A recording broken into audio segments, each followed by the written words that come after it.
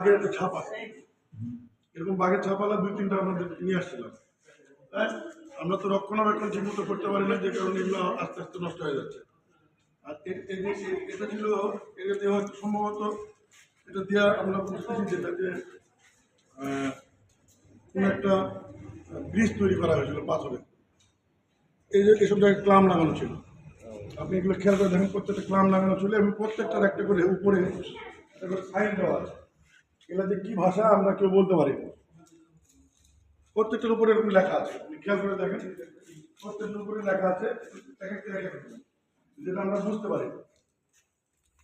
আমরা শুধু নিয়ে আসছি। আর এগুলো হচ্ছে কি আপনার শাল কাঠ থেকে, গাছ থেকে পাথর হয়েছে।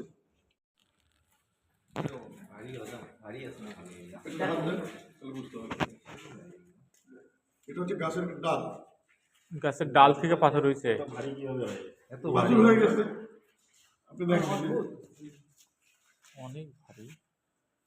দেখো গাছের ডাল পাথর হয়েছে, দেখো আল্লাহ কি নিয়ে এটা দেখেন, এই গাছের ডালের এই অংশটা কাটা ছিল, এটাই পাথর হয়েছে। এই যে ফাইবারগুলো আপনি খেয়াল করেন, গাছের ডালের ফাইবারগুলি, তাহলে বুঝতে পারবেন।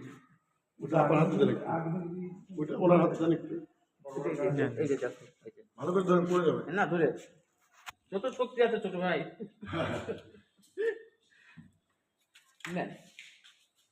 দেখছেন কি আপনি, দেখছেন?